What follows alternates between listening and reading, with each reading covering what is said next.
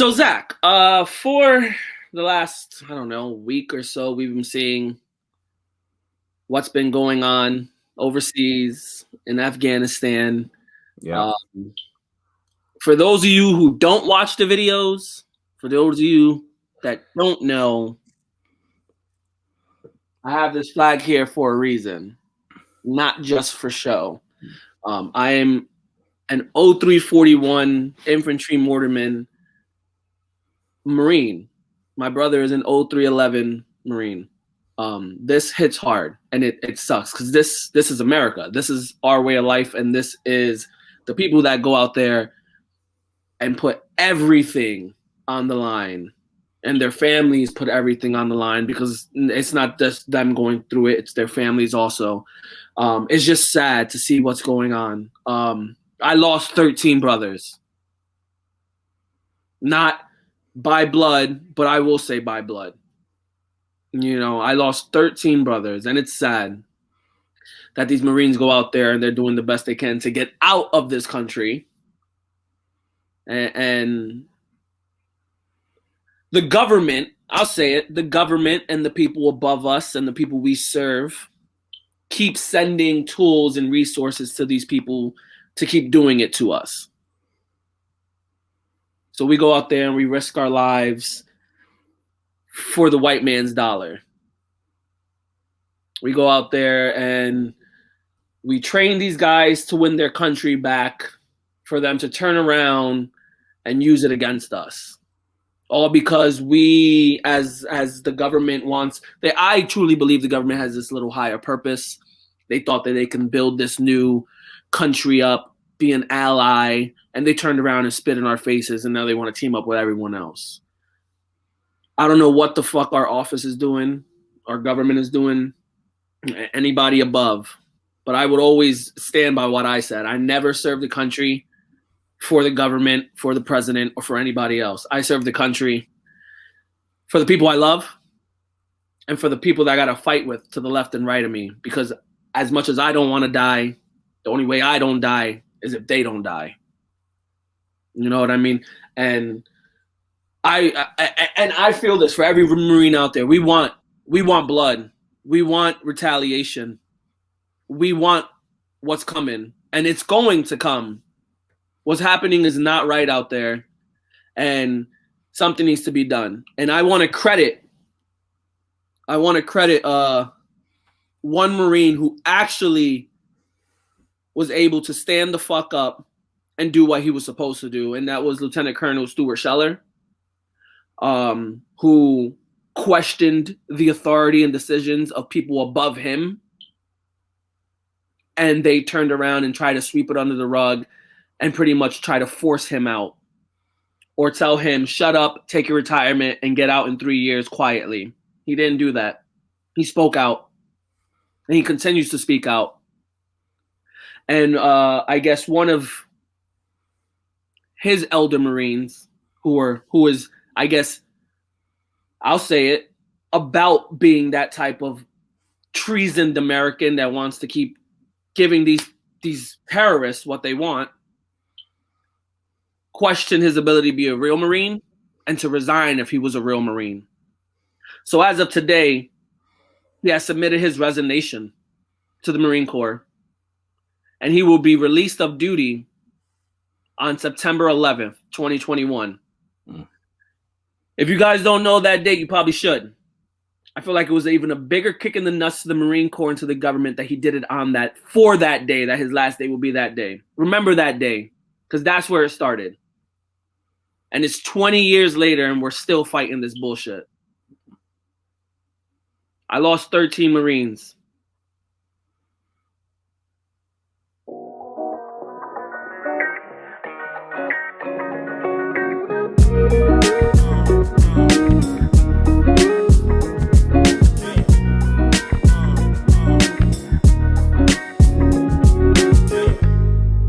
Hello, and welcome to another episode of Breaking Down the Tape. You like fans cheering. Yeah, I wish I had like cans or something instead of glass. I'm like, right. I gotta get like one of those soundboards and just have like fans cheering in the background. Ah! But I would be the worst at it. Anytime, like you said, I said it when I said I hit the wah wah wah wah. But so and the crowd goes wow. This is actually a midday episode for everybody who's listening. Well, I don't give a shit when you listen. For us, it's a midday episode. Anyway, I'm Papa Smurf. And I'm Hector, and I usually say what I say. Well, I usually always say what I say, but yeah. 90% of the time works all the time. So this episode of Breaking Down the Tape, again, gonna follow your standard fucking format. If you've been listening to this point, it's pretty easy to keep track of. Hector's gonna take us around the world of sports. We'll answer last week's 2 trivia questions because we gave you a bonus. We'll talk about the Patriots. So today we're actually recording midday on a Tuesday, so there's been some crazy fucking news, especially to come out of the Patriots camp today. Hell yeah. And with football starting on Thursday, there's been roster cuts are happening today. There's a lot of big moves going on today. So you might get some breaking news to you. It won't be breaking news to us. We'll probably overreact to it because that's what we do, and it'll be breaking news to us. So that's what's going to be happening today. So, Hector. And before we get to Around the World of Sports, for you fans and degenerates that listen, after we'll be doing our Degenerates episodes, like we've been saying over the last few weeks, we will be bringing back Degenerates. Well, we have brought back the Degenerates. Season 4 for the league. I think season 2 that we record for them. Correct. And I'm excited to bring some news to you guys. And everything's falling into place before week 1, before the games kick off. So if you happen to last this whole episode and get to the Degenerates episode, stay tuned. Spoiler alerts. Plug. Anyway, shameless plugs on our own podcast. Right? So, Around the World of Sports, as sad as I don't want to talk about it, I don't want to bring it up. We'll get it out the way real quick. The Jake Paul Woodley fight, the stupid ass celebrity boxing that people are making a sport now. Everyone knows it's rigged. Everybody knows that they're all in it for the bag. No one's trying to kill each other, really. It's all show. Jake Paul wins again by split decision when he literally gets rocked over the fucking ropes. Looked like the man saw fucking the second coming of Jesus. He almost got knocked through the fucking ropes. He fell like through the first rope and almost fell out of the ring. He was probably part of the Rocky Balboa series. And he wins by split decision. He's, I guess if you want to call it 4-0. Against no boxer. A celebrity NBA player, 2 retired MMA fighters. And well, it was Nate Robinson. Then he fought some other guy who was like, I guess some type of boxer, but he was really a nobody. He was another like a YouTube star. Right. Trying to become a boxer. Right. You know, and then he got the 2 UFC guys who Askren is ass. I mean, Woodley is he's a dominant force, but like, come on, you think that's what I said on. That's what I said on Sports Meet today. I went right after Mikey from Game Point Live, man. Like, because he's been giving Paul the Gluck 9000. So I had to call him up. Hey, the brothers, bro. He got the double fisting going. I'm saying. So I called him out. I said, bro, you're telling me that Tyron Woodley fought Jake Paul with all his might. That when he damn near knocked him out the ring and then stepped back and waited for him to regain his composure, that wasn't like. That Woodley's not out here to just secure the bag. That Woodley don't give a shit what happens. Like, come on. There is no way on God's green earth that Woodley's heart was in that shit. Same thing with Ben Askren. Ben Askren came out there looking like a whole ass dad bod. Like, what the fuck are we talking about? You know what I mean? Like, look, I bet you Jake is a probably decent amateur fighter, right? He looks the part. He actually looks like he has some he's technique. 190. He's been training hard. I get it. I mean, if he's going against like Joe Smo down the street, he'd probably give him the works. Sure. And he'd probably be a decent amateur boxer. But let's stop calling him a professional fighter when he's fought nobody. That's my issue. That's my problem is we're calling him a professional 4-0 undefeated fighter when he's like, stop. Just stop. Stop it. And now he's retired. Like, remember, you're not fighting for a title. You're not in the boxing federation. You're not over here trying to fight Earl Spence Jr. for his title.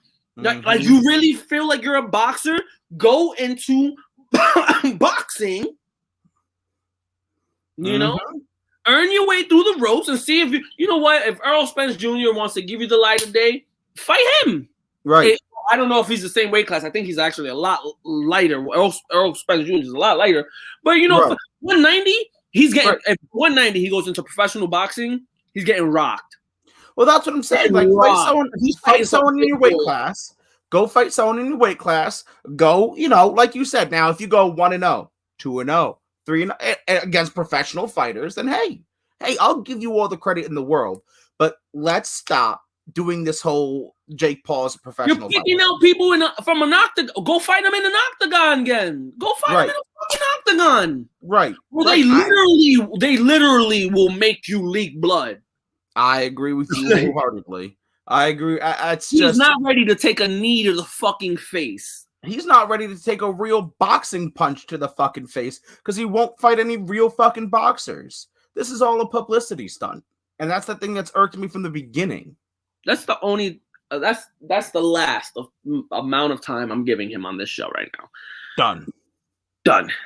Anyway, we're going over to the NBA. There's a couple things I want to hit. The first thing I really want to hit before we actually start to talk about what's going on in the NBA is talk about Jackson Hayes. Sure. So if you guys don't know, I've spoken to Jackson Hayes before. I played Call of Duty with him. I chat with him every now and then on Instagram, trying to see if I can grab him on a show every, when I can. He had a situation with some police. I guess he had an argument with his girlfriend. He was becoming, rowdy and not the type of person he normally is. So they called the police. Police came over. Everything got kind of physical. Right. Especially because Jackson Hayes tried to go back into his house. Right. And they didn't want to let him go back into the house. Right. I remember we talked about this a couple of weeks ago. Yeah, they started getting physical with him. And now video, and I've said it before, but now there is video proof of the police using the stun gun on him. I guess you can say it was kind of necessary, but kind of not necessary. I know he did end up shoving a cop off of him. But then again, like, just because you're a cop doesn't mean you can just automatically put your hands on someone. Also fair.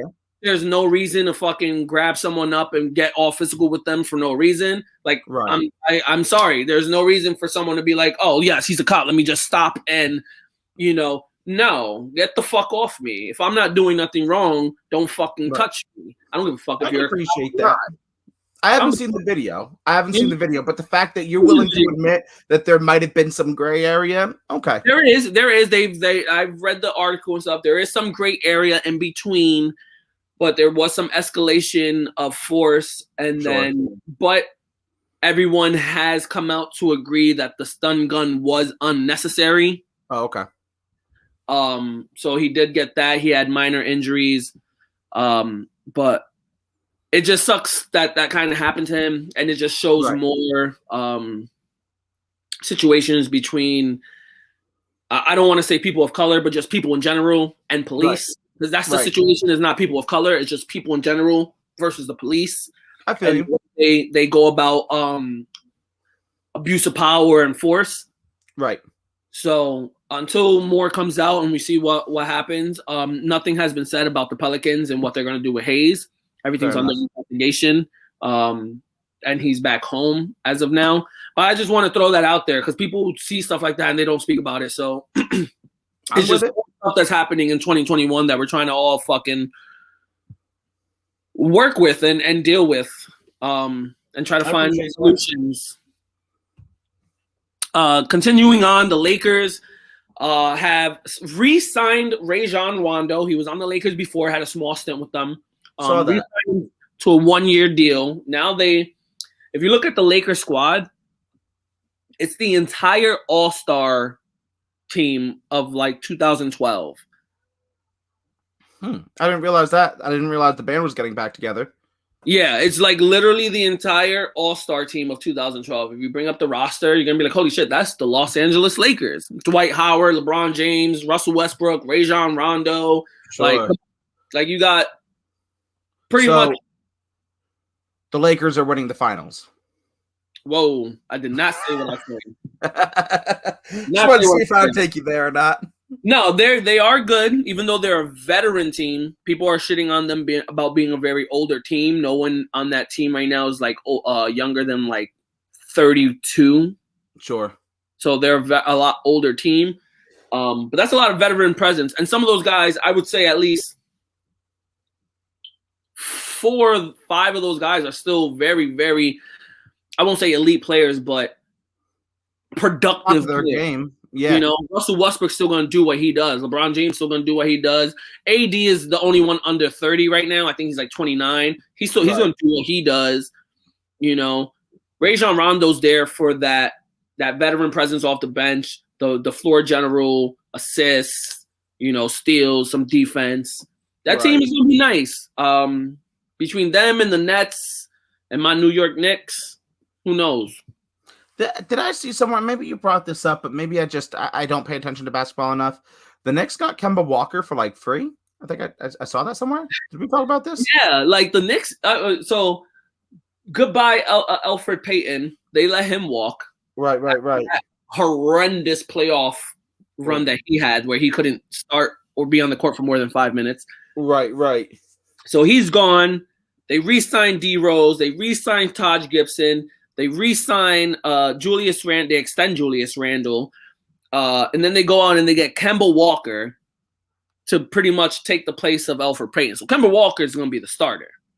I'm with it. I saw that on Twitter today. I was like, well, hey now. Maybe Hector's brought that up and I just completely missed it. But hey. They traded him for an empty, used bag of chips. Hey, man. It was already, like, there wasn't even that little, like, salt grain on the bottom of the bag chips where it's all crumbly. We just handed them everything we already ate. Hey, look, man, take it. Shit. Take it and run. People are laughing about the trade, but Kemba Walker is a New York native. He's always wanted to play in New York. He's had one of his biggest games in his career on UConn in Madison Square Garden. He's always said he's wanted to be a Knick. Right. So if he gave up nothing for him, I mean, what's the downside, right? Like if he's absolute shit, like he gave up nothing. 6th. Right. Oh, no, not a 4th and a 6th because they don't got that many. What was it? I know the different kind of drafts. It's like crazy to fucking try to keep on. This draft has this many picks. They gave him nothing pretty much. But yeah, that's to my understanding. So I mean, it's not a bad move no matter what. What else we got? I want to say, excuse me. I want to say that's all I got for basketball right now. The off season is about to start to heat up. I know season starts off in about mid-October or something like that. Right. So basketball has been pretty quiet. Now we're going to shoot over to the MLB. In the MLB, we're in the last, I want to say 35-ish games, 30-ish games of the season. It's coming down to the wire. The Yankees just pulled off a great 13-win stretch, which was the longest win streak for them since like 1965 or some shit like that. Right. I saw that. They shot in the standings. They took over the top wild card spot. We got a 2-game lead on Boston. I want to say a 3 or 4 game lead on the A's. So at least we know we're a wild card lock. Mm-hmm. We're about a game and a half behind the Houston Astros for the second best record in the AL. Okay. But the only reason why we got the wild card spot is because Tampa is about 7 games on us in the division. Makes sense. Makes sense. I mean, I'll take the wild card spot, but we also know what that means. It's going to be wild card spot, Red Sox, Yankees to see who plays Tampa Bay. Mm-hmm. You know, Houston pretty much is going to be waiting in the ALCS to see who out of the AL East. Because that's what it is. It's who out of the AL East, regardless of the season, we're going to all meet each other in the fucking playoffs. Who out of the AL East meets Houston? Right. No, I feel you. I can get behind that. And, you know, I'm not afraid of the wild card, But that extra game, you remember, baseball is a chess match, right? Especially with your bullpen. That extra game really fucks up that chess match, right? Because, you might want to pitch your ace. You might want to pitch Garrett Cole the first game of the playoff series just to establish that first win. Well, now it's a winner get out kind of situation in that wild card game. You're gonna need Garrett Cole. You're gonna need your ace. You can't turn around then in 3 days in a week, and then you win that game, and you got a 3-game series against Tampa Bay. That's what I'm saying. And now you've just burnt your ace, and maybe he'll be a 5-game series against Tampa Bay, I should say. Right, and then maybe he'll be ready for game 3 or 4. You know what I mean? Like it's a chess match. It definitely makes things harder. What's interesting right now is tonight the Red Sox and Tampa Bay start a series together. So let's go Sox.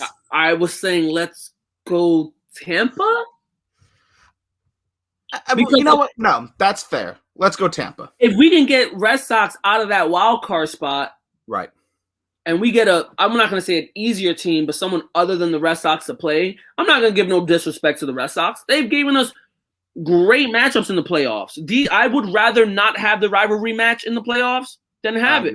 I would love to see it, but if I'm trying to advance, I don't want the Red Sox.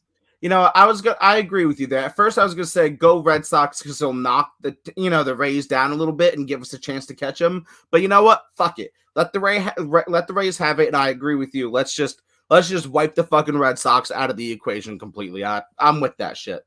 And we can shut up Boston fans all in once and make sure they don't even make the playoffs after the start that they had and the start that we had.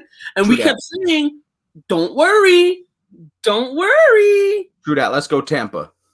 So, and then the A's play Detroit in a series. So that's an easy win for the A's. So they can easily trump. And we'll play the A's in the wild card if we have to. I'll take the A's every day of the week over the Sox. No.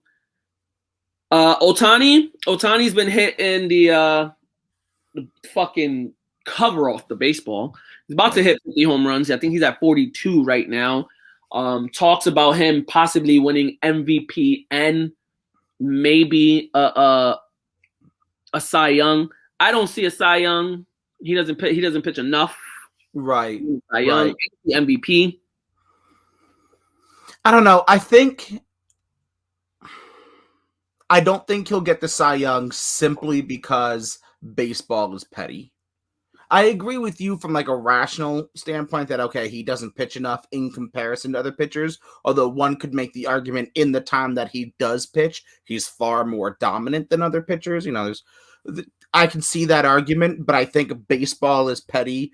And since like Shohei Ohtani is the best thing since Babe Ruth, there's no way they're going to let anyone ever show up Babe Ruth ever because it's baseball. You know what I'm saying? Like I just don't think it's going to happen. I could be wrong, but I just don't think it's going to happen. Yeah, Cy Young won't happen. Like, I feel like he needs to pitch. I feel like even the Cy Young probably does have, like, you need a minimum of innings pitched at least. Amount of, or at least game start. I don't know. I know there has to be some type of minimum because there's a minimum for MVP. You can't just, like, win MVP playing 30 games. Right, because you batted, perfectly over 2 at-bats with, 2 home runs kind of situation. No, I feel you. I can see him winning MVP as a hitter, but not as a pitcher. If they give him anything as a pitcher, I'm saying it's kind of biased just because he plays both sides.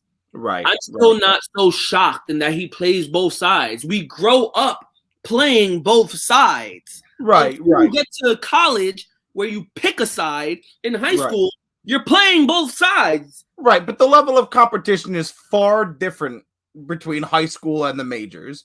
Right? Like in high school, you're not throwing 100 miles an hour consistently. But that's you growing up and getting better as it's right, but it takes more of a toll on your body. I think more people. I think they should just do away with people just picking a side. I think college and MLB and everything should just be how it is when we grow up and all the way into high school. You play both sides.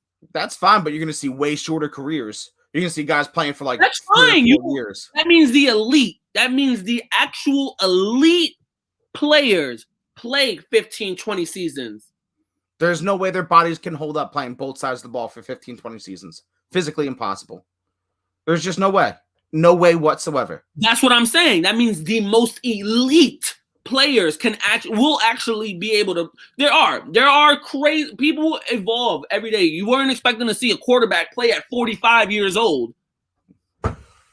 Let's not pretend he's playing at the most extreme athletic top of anything. We're not saying that, but he's playing great enough to still be in the damn league. Great enough to still want a contract. Great enough to still win a fucking Super Bowl. Oh, because the 10 points he had to score in that Super Bowl was so crazy. I'm just saying, players should be able to play both sides. Players should be able to play both sides. I don't care. I said what I said. they should stop that bullshit. Play both sides. If the NL pitcher's got to hit, I think you play both sides. How about that? If pitcher's got to hit, that's what I'm saying. If pitcher's got to hit in the NL, that's how it should be. You know, in high school, your pitcher hits. There's no DH. You're talking about 17-year-olds versus full-grown men. Now, baseball's a little different because you'd be like 18. You're saying a 17-year-old, compared to a full-grown man, their body can't support that. No, I don't think so. But and in your defense, in the baseball category, miles with over 100 pounds on my fucking back with less than 3 hours of sleep. Anyone can do some shit. That is not nearly the fucking same. Not nearly the same. Do some shit. My God. I don't know if that's supposed to be inspirational or not. Anyone can do anything, damn it. That's such a ridiculous point. Anyway, move on, damn it. We got shit to talk about. Fuck, that's all I got. I'm mad. I'm about to smoke a bowl.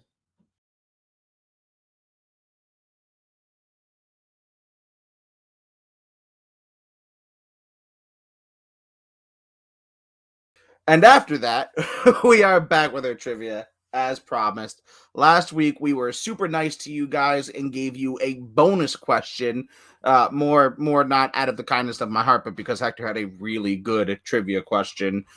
So, the first trivia question was baseball, in which we had the Yankees on a 10-game winning streak, and who had the most 10-game winning streaks in all of baseball history. And that was the Yankees. Yep. And then we had football. To be exact. What? 31 10-game winning streaks, to be exact. There you go. And then we had in football, what career record does Jerry Rice hold? Now, he does hold a lot of records, so the wording was a little weird, but we're talking about career records, in which Hector is, for those of you who don't watch, obviously dancing, because he got it right, is career receptions. But something I'm like Graziano versus Hembo, bro. I rock these shits. You do really, really good. Because it was like 1454 or something like that, but it was a ridiculous number. As far as who answered it and got it right, we only got 2 answers on Instagram, you bunch of bums. But I will take some blame because I forgot to post it on Twitter. So that's on me. But for the rest of you guys are bums. Mikey from Game Point Live got them both right. He called the Yankees and career receptions. And my Aunt Crystal got the Yankees right, but she thought that the Jerry Rice question was a trick question because he holds so many records when we were looking for a career record. So yes, he used to own a bunch of career records, though. Like, he used to own the career record for most touchdowns in a season. Mm-hmm. Randy Moss beat that. Right. There's a bunch of single season records and like single game records he still has, but career records, it's career receptions. Yep. So it was he never was a yak guy. He was always a catch guy. He was a great runner. He'll get the catch. But he wasn't going to get much yak. Because remember, he was a very slow for a receiver. He was slow. He was a 4.8, I think a 4.87 runner. Like, he wasn't blazing Payu. Right. And this is in a time where safeties were looking to murder people. And Jerry Rice, if you go back and watch film, Jerry Rice had plenty of catches where he'd be up in the air and you're going to be like, fuck, he's going to die. Like, there's no way he lives through this hit. He squeaks. Mm-hmm. He'd make a turn, he'd shift, he'd whatever, and he'd get tackled, but he wouldn't take that career ender, which is why he owns the career record for number of receptions. But anywho, this week, and I'll give you a spoiler alert because Hector's very good at what he does, and no, this week you got it wrong. That's right. Yes, I didn't know. I got the other one right. The other one the question that we chose not to use. Correct. I was gonna say, wait, I thought you did get it right, but no, he got the non-used question right, so he'll get like half credit this week. But It's all right. I'll go in after school, and I'll get the extra credit. There you go. You know how to earn credit from the teacher. Drew Brees broke what quarterback's record of 48 consecutive games with a touchdown? So there was a quarterback who owned the record of 48 consecutive games with a touchdown, and then Drew Brees broke it. Who was the quarterback that he broke the record from? Who did he take that 48 game touchdown record from? It was a good one. It was. Give you a hint. It's more deceiving than you think it is. I'm not going to tell you how it's deceiving. I'm just going to tell you it's more deceiving. Especially because, like, when you think of Drew Brees, in the 20 years that he played, he in those 20 years he played with great quarterbacks like Tom Brady and all these guys, like elite quarterbacks that were fucking. So you're like, it has to be fucking right.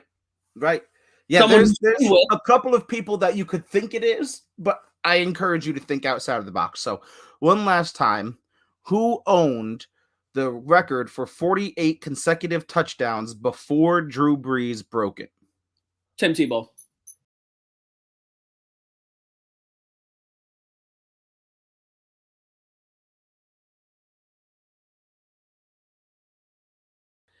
And I suppose since I promised it, we have to talk about it. It is big news, but it is the Patriots, and tastes just like vomit coming out of my mouth anytime I say their name or talk about them or even think about them. But there has been very big news to come out of the Patriots camp today. Again, it is Tuesday when we're recording this. Earlier today, Cam Newton was cut. Like just 2 days ago, yesterday, Bill Belichick was quoted as saying, he doesn't know who the starter is going to be. And then all of a sudden, Cam gets the cut. He gets the pull. Goodbye.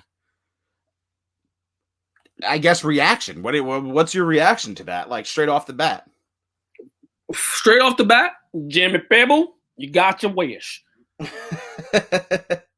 But I feel like because Belichick came out and said, I don't know who the starting QB is, Cam probably went to him after the game and was like,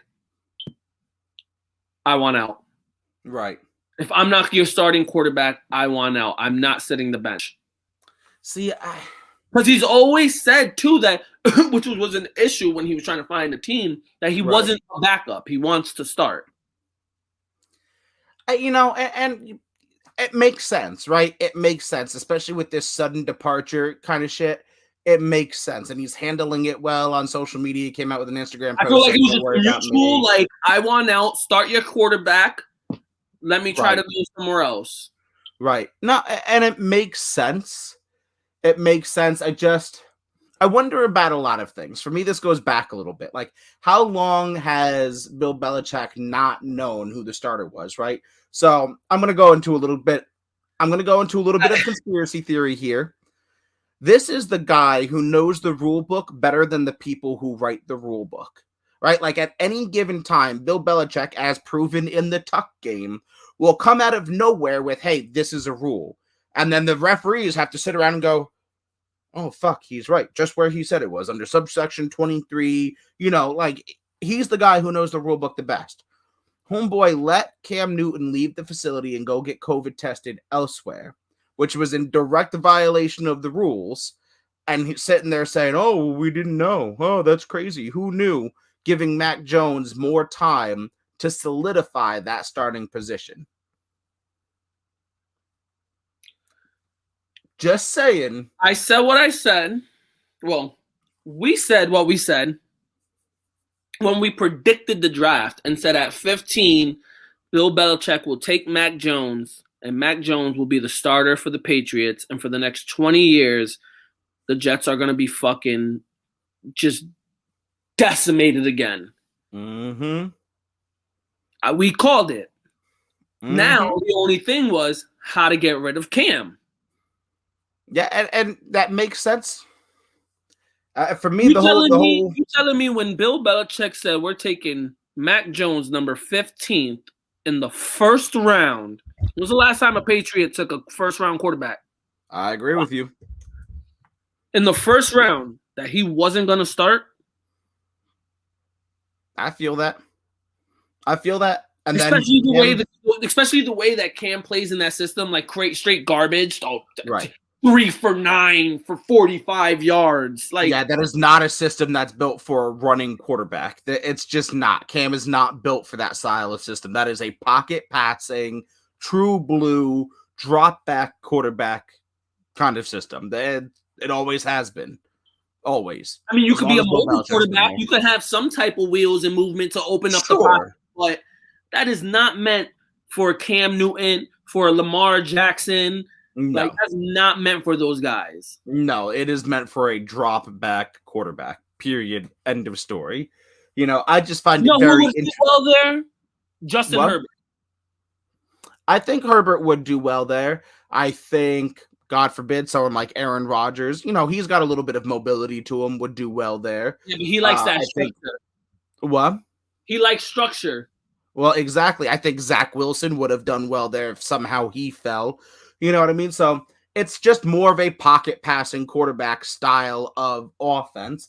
I just find the whole letting Cam leave the facility to go get tested elsewhere thing, I just find that to be interesting coming from a team that lives in the gray area of the rule book. Well, that's what I'm saying. Like, blatantly. You're saying Bill Belichick knows the rule book. He wrote the rule book for the people that wrote the rule book. So we got that down. And this is an organization, like you said, who loves to live in the gray area. And then you put that together, you think they're not gonna know any loophole or gray area, like we said, gray area situation where it's like, let him do that because then we got an out. Right. That's what I'm saying. Now, whether it was a mutually agreed upon thing, whether Cam was like, yo, look, I want you, whether this was a discussion that didn't happen just this morning, that's been happening over a week, Cam and Bill sitting down, Bill being like, look, I'll be 100% honest with you. We like Mac more. He's performed better. He fits our system better. And then maybe that's when he was like, all right, well, I'm just going to go do my own thing. And then it came to a mutual decision of, all right, we're done. Let's just break even and go, If you think about it, Bill Belichick is also, as tough as he is, he's a player. He's a player's coach. Yeah, that's true. He always has been. He knows what they're thinking. Right. So if he goes to Cam and he says, I'm taking Mac Jones to start, you're going to sit the bench. Mac Jones is going to riff and raft and puff and pout and give him hell and demand trades. And he doesn't want that. He doesn't want all that publicity. He doesn't want all that shenanigans going on. He was like, you know what? What's the best way? If we just, before anything happens, before any deal is solidified, no asking trades, no asking no money, release him. Let him be a free agent. Let him, he wants to fresh start before the season goes, go. That's fair. That's fair. So before we continue on the Patriots, we'll keep it on Cam. Where are we thinking about Cam? What are we predicting? I have some news. We talked about it beforehand. The Cowboys are looking into doing their due diligence on Cam. It's not to say that they will sign him. They just cut two of their backup quarterbacks today. Jerry Jones is going to go for anyone he likes. And he does have, you said this in pre-show, he does have a similar skill set to Dak. They aren't completely far away from each other as styles of quarterback. Now, talent levels, you can argue, all of these things you can argue, but styles alone, they're not opposite ends of the spectrum. Too far off, and the only thing that I say it won't work is because, like we've been saying, Cam wants to start.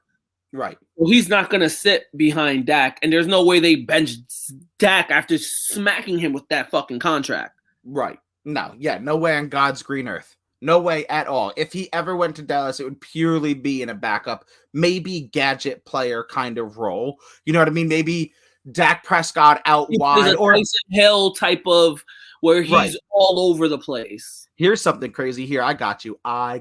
Boo. Here we go. Cam Newton under center in a split wing formation. You have Zeke to his left and you have Dak to his right. Drop back, maybe he throws, maybe he hands off and runs a route, maybe he pitches to Dak, who then throws, maybe he pitches to. I get a little crazy back there, but I don't think Cam Dak would do behind it. the center because Dak's not the runner. Cam is. True that. But Cam can throw. True that. So Cam could be, okay.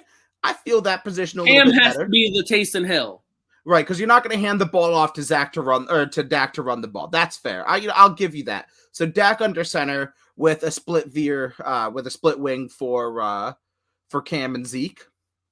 But Cam wants to be a starter. If it's not Dallas, Houston is desperate for anyone, especially because they don't know exactly what's going on with Watson. True. And until then, you need something. That's fair. Indy maybe because Carson Wentz is garbage. And down for how long? Who knows how long? They're saying that he might be back for week 1. I don't know how. If it was 8 to 12 weeks before and they're saying he might be back for week 1, I don't understand that. I doubt that. He was also just recently placed on the COVID list, so I doubt. Besides that, who else needs a quarterback where you're not going to be a backup? You're not going to Buffalo because they got theirs. You're not going to Kansas City. You're not going to Tampa Bay. You're not going to fucking the Chargers. You're not going to Seattle. Miami? Maybe? Over Tua? Well, they've been talking about trying to get Deshaun Watson, so there might not be a whole lot of faith in Tua. If you can get Cam on the cheap, I'm not saying it will happen. I'm saying I can trade off Tua. Maybe you would have to. Maybe you sign Cam on the cheap, trade Tua to Houston. Maybe in a 1-for-1, or maybe for Watson until you hold off. Mm-hmm. And maybe to lessen, because Houston wants three number 1s and 2 number 2s. So maybe you send Tua over there for a lessened blow on those draft picks. You know what I mean? Maybe Tua and a 1 and a 2, kind of situation. And they got enough defensive players where you can add someone. You could throw a CB. Mm-hmm. So, I mean, I can see the Dolphins happening. That, again, I don't feel strongly predicting anywhere, but I can see the Dolphins being like one of the higher spots. The only place I'm strongly thinking is Houston, but like I said, like all the other teams, like you're going to end up being a backup. Right. Like there's no one that needs, unless, knock on wood, because I don't wish it on anyone, but like unless someone gets hurt and they need a starting quarterback. Right. But it's too late to make the bet if you're Cam saying, "Oh, I'm going to go to this team and start." It's just that's not going to happen anywhere, unless it's Houston, unless he would have just Colts, and maybe Miami. He should have just been smart, sat behind Mac Jones, and told them, "Look, keep it under the radar. Find me a team to trade, and then within the first 3 weeks of the season, we'll see how things happen. Find me a team to fucking trade to. There's someone who need a quarterback." Right. So getting away from Cam, getting back to the Patriots. We've talked about it 100 times since the draft that we think Mac is going to be the guy, and he's going to run the NFL in a similar way to Tom Brady, and that him in that system is the scariest thing for NFL fans, and it should be. Do we think it's going to be immediate? Like, should we all be immediately afraid and Mac Jones is going to throw for 4,500 yards and however many times? You know what I mean? Like, is he going off this season, or is this going to be like we're going to have an okay, maybe even bad season, and then we're going to swoop up and take the NFL by storm after season 1? Or do you think really, this pushing out of Cam so abruptly shows something that this is the season? Patriots are going to win 13 games, win the division, go on to the Super Bowl. See, when you go into a starting rookie quarterback off the rip, you got to have that balance of like, he might be shitty, he might have a good season. You hope for the middle. I don't think he's going to come out the rip, and I think Belichick knows he's not going to come out the rip, and they're going to fucking like blow it out the water. Sure. I think he's going to play great. I think a lot of the times they lose is because they still get hit with a lot of, like right now, their best corner is out till week 7. Yep. So and we'll bring that up and we'll figure out what happens with the Patriots and stuff. But, their defense, as great as this is, they get hit with a lot of injuries. Mm. And their offense, as great as Mac Jones can be, he's only as great as their weakest link. Sure. So they still need help. Like, they went out and they got some receivers, but these guys aren't elite receivers. These guys aren't going to be the ones that fucking ball out. Like, they might have some crazy games, but they're not going to be the guys. Like, you need a real number one. You need, like, I'm sorry, Jacoby It's not Myers. going to be Nelson Aguilar. Nelson Aguilar, Jacoby Myers, that's not it. Right. That's not it. I'm sorry. So, what do you think the percent? So, let me start slow before I build off to some craziness. What do you think the percentages are that they make the playoffs? With Belichick, I mean, it was crazy enough that he didn't make the playoffs last year. With Belichick as a head coach, I will always give him a 50% chance of making the playoffs. That's fair. Do you think Mac Jones brings that percentage up at all? Over Cam Newton, yes. Okay. I think with Mac Jones, like you said, it's a toss-up. We don't see how the games have been playing. We can have better predictions as we see, games being played. I give them a 65% chance of making the playoffs. Okay. Percentage that they go to the Super Bowl? 10%. Percentage that they beat Tom Brady in the Super Bowl? Because that's my storyline here. I'm the king of storylines, and that's what it is. Tom Brady and the 2%. Buccaneers versus Mac Jones, the new future 2%. of the Patriots way.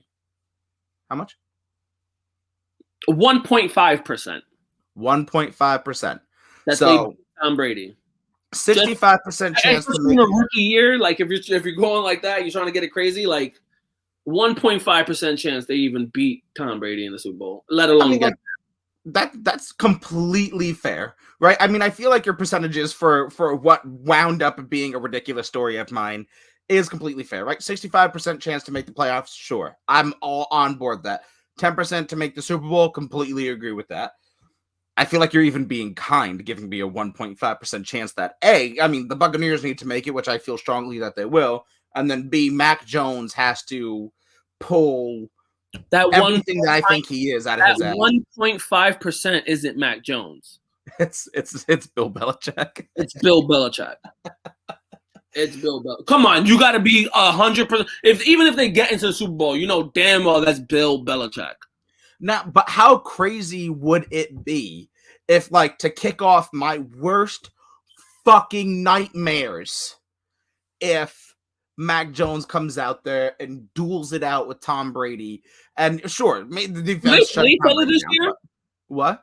Do they play each other this year? Yes, I think they do. The Bucks go into Gillette in week. I think it's early. It's early. 5. Something like that, but I think the tickets are already like sold the fuck out. Like it's already gonna be. But come on, wouldn't it be perfect? Like obviously Tom Brady comes in, steamroll Mac Jones, blah blah blah blah blah, and then the revenge game, and Mac Jones come back and win when it matters, and I'm unfortunately proven right, and goes on to win 20 Super Bowls straight. All right, now we've got week 5. You are. It is one. Look at me knowing shit. Smart man. October 3rd. That's going to be a game to watch. I'm telling. I mean, it was always, but this is going to be a game to watch. Is that a Thursday game? October 3rd, 8:30. Yeah, I think that might be a Thursday game. I barely know what day it is today, bro. But I do want to touch on a point that you brought up before. A big storyline here, and that he's not going to be for that week 5 game. Is Stephon Gilmore this morning was placed on the PUP list as well. So he's out the first 6 weeks. He's not coming back till week 7. That's their best corner, their best defensive player. Mm-hmm. After sitting out a season as well. Or did he get hurt last season? I think he was hurt last season. Okay. Because I know he didn't play. Do you think that affects any of what we just talked about? Yes. How badly? That you're talking about all right. So last season, let's go back a little bit. 2 seasons ago, they had one of the best defenses in the league. Mm-hmm. We go into COVID. A lot of them sit out. Some with COVID, blah, blah, blah, blah, blah. You know, people sat out. They still had one of a better defenses, but, like, they're not 100%. Right. So now they're 100%, but you still lose your best player for 7 weeks. Right. You don't know what's going to happen throughout the season, but you already know that your best defensive player is out for 7 weeks. For almost half of your season. That is detrimental to Mac Jones because turnovers, possessions, fucking field, the position in your field, like that's a key guy, key tackles, keys interceptions. Right now, I'm upset. I took the Pats defense thinking they were going to be one of the elite defenses this year on the fantasy league, and I'm like, ugh!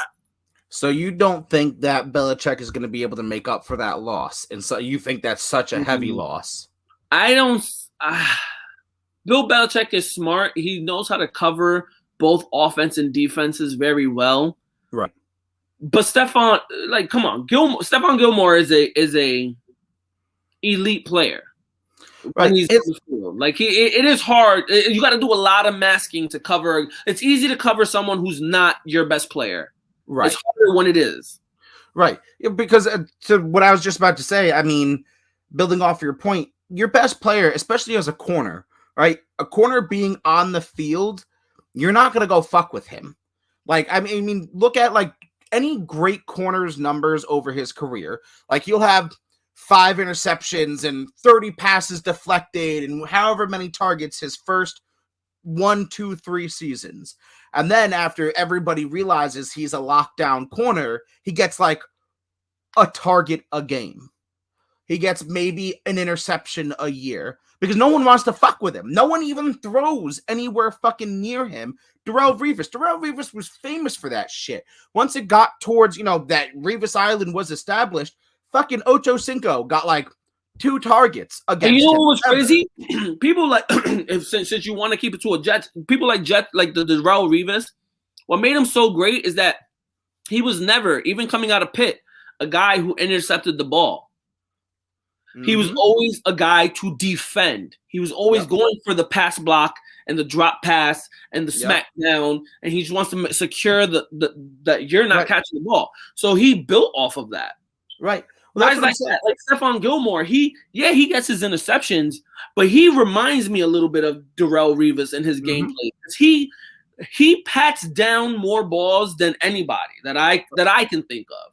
Agreed. And simply seeing him on the field against your best receiver makes most quarterbacks go, not fucking with that dude. Unless like absolutely necessary. And I know I have a one other person on that defense where you're like, holy shit, we got to watch out for that guy. Yeah. Yeah. Like I'm going to do everything I can to absolutely not fuck with him. If I can do everything. I can name more people on the Jets defense where I could be like, yo, be careful for that man than I can on the Patriots defense. Mm-hmm.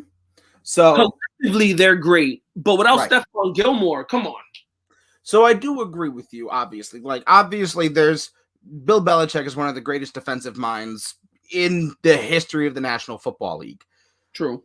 I think there's ability to coach around it, but I mean, to your point perfectly, it's so much harder to mask the best lockdown corner on the field than it is a guy who's okay.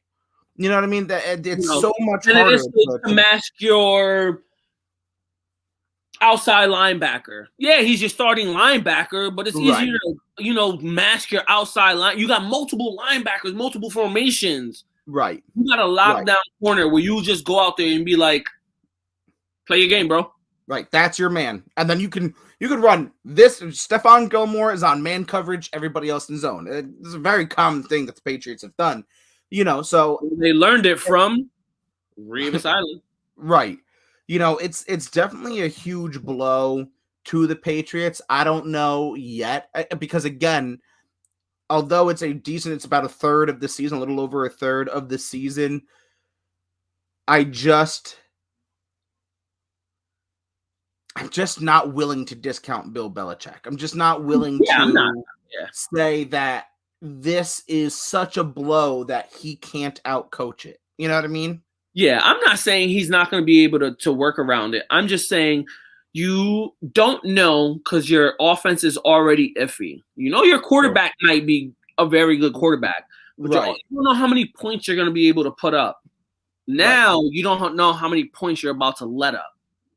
That's fair. That's 100%. You know what? There's your argument right there. Is you don't with an entirely new offense. It looks so different than even a year ago. You know, you have no feasible, like analytical, no anything data to say I can put up 20 points a game. And now with Stephon Gilmore out, you can say, all right, with Stephon Gilmore, I only let up 20 points a game. How many points a game is Stephon Gilmore worth? I say at least 7. I was gonna say, is it a field goal is worth? I mean, shit, a field goal is worth means a lot in these things. I say at least a touchdown.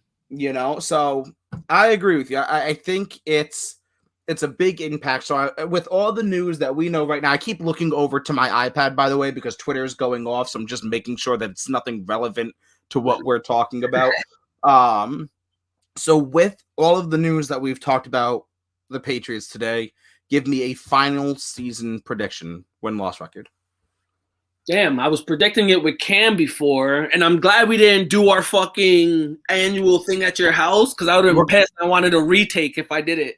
Well, I was gonna say, I want you to give me on Wednesday, tomorrow afternoon. Give me your season. You know, write it down or come on over. But give me your season, whatever. But yeah, Patriots right now, what's their season win-loss? I will give them. And this is where I'm going to be like, yo, this AFC East is actually going to be very interesting this year. It's going to be very interesting this year. 9-8. Nail on the head. That's exactly where I was going. 9-8. And I'll give you a range. I'll give you like 8-9 to 10-7 is like a realistic. You know what I mean? Plus or minus 1, really. I'd give them 7-10 to at least an 11-6. Okay, so you're going more of like a plus or minus 2. I'll keep it within 1. Like I'm a 9-8 guy for them, and with maybe a game here, a game there that I'm wrong on, but which makes it interesting because I have the Jets prediction as a 9-8. Jets are going undefeated, baby. That Super Bowl. First team in the 17-0 era. Once Zach Wilson wins the Super Bowl this year, Joe Namath, once like the time hits 0, Joe Namath just perishes like Spider-Man in the Avengers. Like he's just. I was gonna say Joe Namath is born to be a whole new man, but you know what? No. Since we're going there and we're already gonna be canceled anyway. So here's my prediction for you, right? The Jets go undefeated. Obviously, I don't wish this happens, but the Jets go well, I wish that part happens, but hear me out. The Jets go undefeated all the way to the Super Bowl. They're losing. They just, for some reason, cannot get up. They're down by 3. 30 seconds left. They're driving down the field. Zach Wilson drops back. As he takes his 5th step back, Joe Namath passes away quietly. Throws a touchdown. The Jets win. End of curse. That was way better than mine. Joe, I hope you don't die. I swear to God, I really don't. But I'm a master. Way better than mine. Well, you know he's gonna be at the game, so he'll probably be like drunk off a beer and be like falling asleep. Just people thinking he's like background.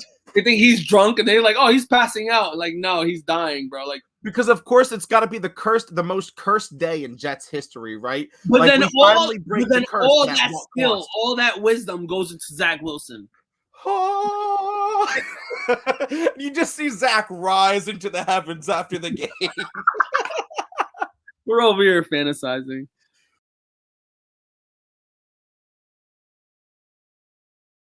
Now that we're back from our little fantasy trip down like murder row there, we've got some big news in the NFL today. Again, you know, it's Tuesday. The season officially starts. Games start on Thursday. We've got roster cuts, signings, trades, things all happening today. We've already kind of covered the Patriots a little bit, but I do want to take us around the world of football a little bit and cover some big moves that might affect your teams. So obviously earlier last week against the joint practices in Green Bay, Jets Shaq Lawson, DN free agent signing, tore his Achilles, ruptured his Achilles, and is out for the season. That was a big blow. Yeah. But the Jets went out and traded for Shaq Lawson. His little brother. Psych. No relation. I do. By the way, there is no relation, but yes, covering no, a Lawson with a Lawson. I read the article. I looked into it. There is no relation. No, there is not. But the Jets, he's a Shaq Lawson, former former first round 19th pick for the Buffalo Bills.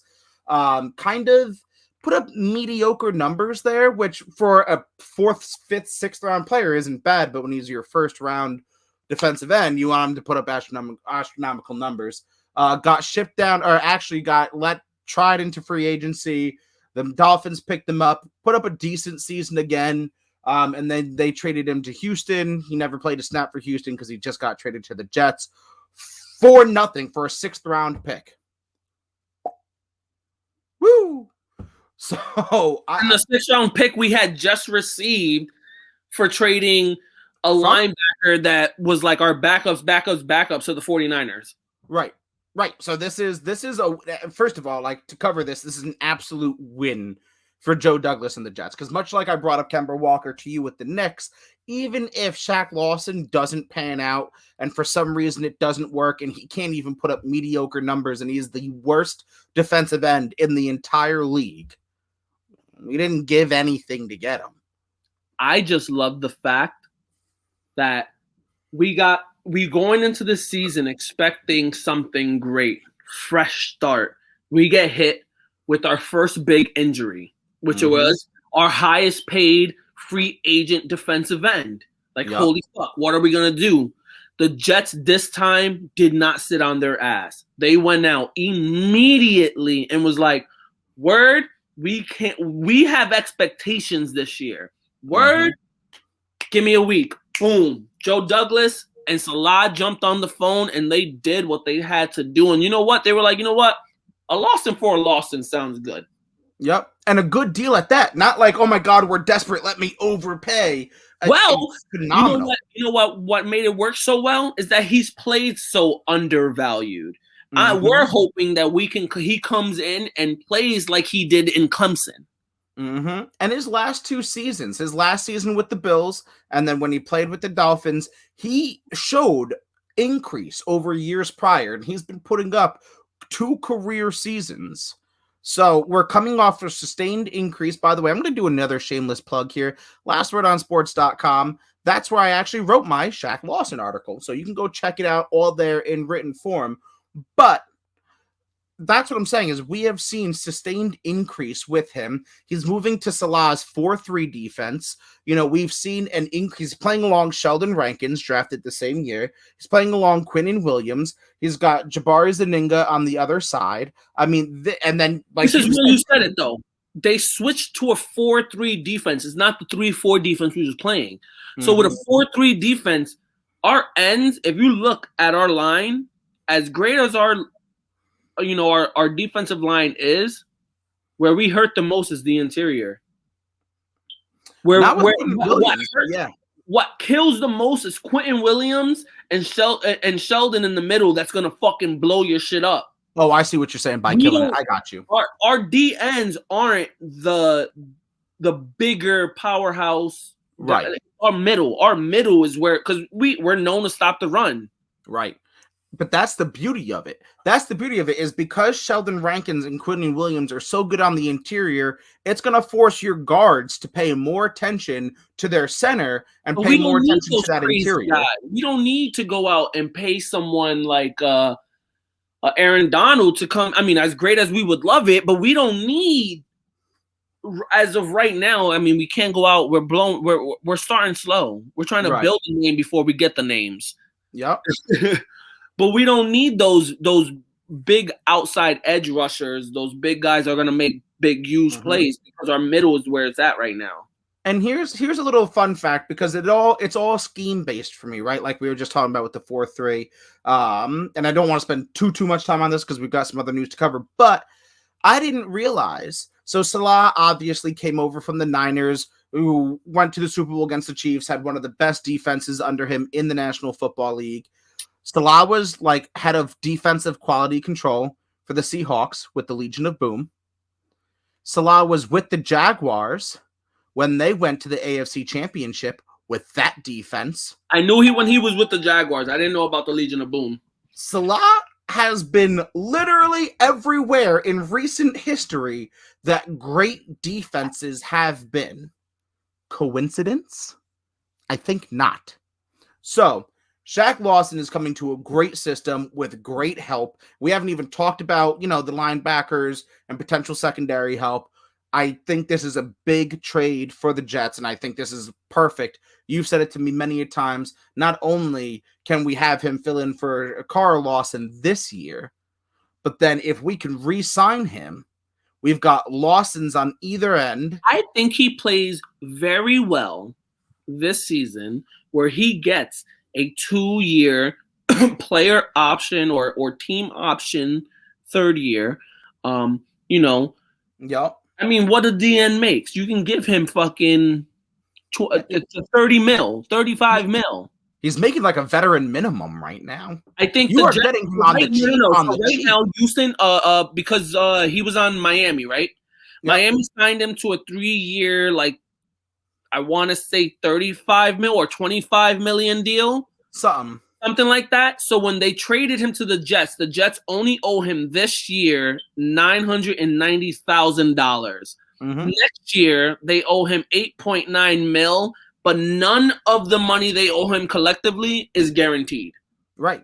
So I think if he plays well enough, he gets a 2-year deal for like 25 mil. Lawson comes back healthy and ready to blow shit up. Quentin Williams, 2 Lawsons. Oh my God. This is a big move. And I expect big things. But again, I don't want to spend too much time. We've got a bunch. This is only like the tip of the iceberg of big moves today. We've got the Panthers releasing quarterback Will Grier in favor of PJ Walker, former XFL quarterback. You brought this one up to me in the pre-show. I find that to be interesting because wasn't Will Grier like a higher draft pick? I think you had said, or something. 2019 3rd-round draft pick who never really panned out and never really got some playing time. The times that he did go out and actually play, though, he had a very, very short, like 3-game stint last season. Right. He threw like 4 picks, no touchdowns. Like his completion rating was garbage. Right.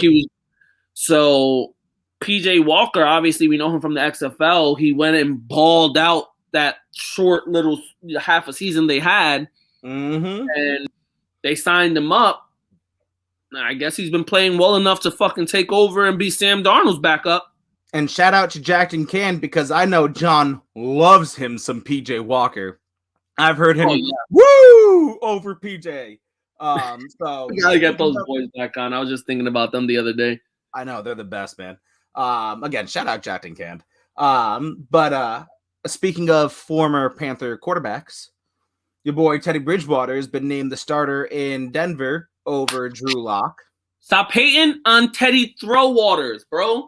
Teddy Roosevelt. That's what it was. Teddy Roosevelt. That's what Bogart Scott. Please shout out. Give me money. Shout out to Bogarts. Teddy Roosevelt. Stop hating on him, man. He is good. He is like the minimum standard of quarterback. That's I just so much disrespect for Teddy Bridgewater. Teddy Bridgewater, if you're out there and you listen to any episode of it, hopefully is this one. Like, you got a fan in me. I want you to get a fan in me. I want you to get a custom Denver jersey that says Teddy Roosevelt. No, I would rather get him in a Jets jersey. Oh, that's right. Former New York Jet quarterback Teddy Roosevelt. Rather get him in a Jets jersey and just has Roosevelt on the back. Moving down to South Beach-ish. The Bucs are trying to restructure the Mike Evans deal. I'm trying to scroll through my Twitter feed real quick. It doesn't look like they have just yet. No, but they obviously haven't trying to free yet. up some cap They're, space. I guess apparently the Tampa Bay Bucks have about maybe $300,000 right now in cap space. Okay. So Evans is, was willing to restructure his deal because I think he's due like 12.5 million this year, or 15.5 million this year and 12.5 next year. His deal is like kind of coming to the endish of, because I know he had like a 7-year contract with them or some shit like that. Right, yeah. So, I bet he took some talks to Tom Brady, and Tom Brady was like, yo, bro, I can make sure you still secure the bag while you get a new deal, while you can also have an out if you don't want to be here no more after I'm gone. Yeah, no, I mean, I've said it many times. That's where Tom Brady's genius is in team building. And unfortunately, it wouldn't shock me if he were to ever come back as a GM at one point. I don't want to talk about. Yo, I swear to God, real quick. Okay, since you brought it up, real quick. Tom Brady, after he probably wins another Super Bowl, because it's probably likely to happen, he ends up retiring, right? Yeah. He buys the Patriots organization. They're too expensive. You think Tom Brady can't find a way of becoming like GM and taking control of that organization or some shit? Maybe GM, but buying it from Kraft? No. See, okay, maybe I started too soon. He gets into the organization. I feel you. Over the organization. I feel you. Okay. Now we're on planet Earth. Now I'm with you there. I could see that happening. I was thinking too far in the future. Okay. Eventually, he buys it. The Jets cut quarterback Josh Johnson. They signed him 2-3 weeks ago.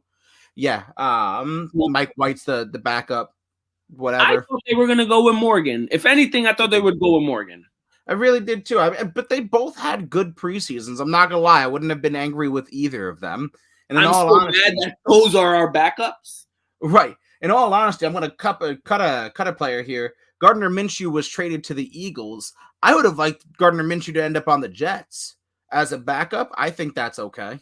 I stand by my word. It would have been great for Gardner Minshew to sit behind Aaron Rodgers for a year and become the new Master George of Green Bay. You did say that. Didn't happen, though. He's going to sit behind Jalen Hurts and Joe Flacco to be their third string quarterback, which is a trade that will never fucking make sense to me. It's all right, because both of them are going to get hurt. Gardner Minshew gets plugged in, and the Eagles win another crazy Super Bowl off of their backup quarterback. Are you saying what you said? Is this not willing to stand on it? That's what I said. You heard it here first, folks. The Eagles win the Super Bowl with third string quarterback Gardner Minshew. We have the receipts, so come talk to us February 2022.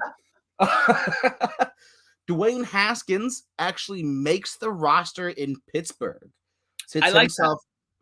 I mean, it's not like official because cuts are still happening throughout the day, but strong word is coming out of Steeltown that he's going to make the roster and that he will find himself as QB2 behind Big Ben himself. I like that because with everything that's happened to Big Ben with injuries and stuff over the last 2 years, Mason Rudolph and who was the other one? Hodges. They both had ample chances to show why they are that guy, especially Mason Rudolph. Right. Oh, yeah, for especially sure. Him. He was behind Big Ben for a while. Mm-hmm. Told you, Dwayne Haskins, why not give him the shot? He didn't get the proper shot in Washington football team. He also was a bitch over there and wanted to fucking complain and be a little dickhead, but he probably didn't like the coach and the changes and everything going on. He pulled a little bit on himself. I mean, let's be real. I would say it was a half and half. It was equally a fuck up in that part. Right. So if he comes out and he plays well in the preseason, why not? Why not? I like it. I think in Pittsburgh behind Mike Tomlin, he's going to set Dwayne Haskins right. And I said what I said. He might become the next starting quarterback for Pittsburgh after Ben Roethlisberger retires. I don't hate that. I don't hate anything about that, to be honest with you. I agree with you in all accounts. I think it's smart to have him sit a season behind Big Ben. I think it's smart to have him under an all-time coach like Mike Tomlin, in one of the oldest organizations on the face of the planet. So yeah, I don't dislike this. Now, starting next year or starting when Big Ben retires, whenever that may be, I mean, if he's QB2 now, right? Like that's the presumable He's thing that will QB2 happen. now, so that means if Ben gets hurt for anything, he gets some playing time. Right. So I'm not saying he's automatically starter. Right. We're gonna have a QB competition when Ben goes, but whenever Big Ben goes, at least you got a guy where I would say I feel comfortable throwing it, especially because I know Mike Tomlin is going to control him. He's not going to let him walk over him like he did over in his other team. No. Mike Tomlin will be like, come here, bitch. Sit down. This is how we run shit in Pittsburgh. Right. This is how we do shit. You want to win? You want to play? You want to be great? This is how we do shit. That's fair. I can get behind that. And then for my final big news and piece of news around the world of the NFL is Michael Thomas. After having surgery in the offseason, there was talk of whether he'd be back early in the season. Maybe he'd be ready for week 1 or 2, but he's winding himself up on the PUP list as well. So he'll be potentially ready by week 7. Did I hear that right? You called him by his name? Did I hear that Only right? because he's hurt and I'm trying to be nice. You gave him respect? No. I was just being nice. I am not giving Michael Thomas respect. Let's not take it again. He said it again. Nah, because Zach always. Don't worry. When I calls him mixed slant boy, slanty mixed slant boy. When I put this up on YouTube, that's all that's gonna be like flashing across the screen is Slanty McSlanterson. So. Yeah, that sucks. His injury last season, I think you stated before, I think it was all season. He was hurt. He was gone. It hurt a lot of people's fantasy leagues. Yep. I don't understand why now he's getting hit with this same injury. Well, what I understand, it's been something that's bugging him for a while. And then he had issues with the team, like he wasn't answering phone calls, nobody heard from him. And then all of a sudden he's like, oh, I'm just going to get this surgery. Like, I don't know. I feel like there's more to this story than, what we see from the outside. I don't know if it had to do with maybe Drew Brees retiring and he said, hey, I want to trade because fuck Jameis, fuck Taysom. I don't know if he's just been having problems with the way he's viewed by people like myself who see him as only a slant receiver because of the way the system gets run in New Orleans.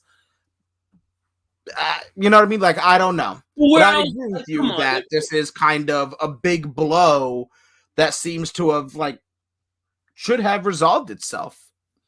I mean, if you don't want to be on the Saints, that's stupid because Jameis Winston, regardless of his past records and the interceptions and all that, he was always top in the league when it came to yards and also touchdowns. Yeah. He threw a lot of picks. So if you put him around coaches, minimize the interceptions, and you give him a great defense, that's fair. Minimize him, come on. Yeah, I like I said, I don't really know what's going on. I don't really know what the deal is. But I do find it interesting that he had surgery months ago. Now, I'm not saying because you had it months ago that you're healed, just like that and you'll be good to go. That's not the way it works. I understand that. But then he gets the same thing hurt again. Right. And then 2 days before the season, we decided to put him on the PUP list and we're not, I just wonder the timing. That's all. I just wonder the timing. It's breaking weird news. Just because it interests us and probably nobody else because kickers are people too. The Patriots cut kicker Nick Folk. Former Jets Nick Folk.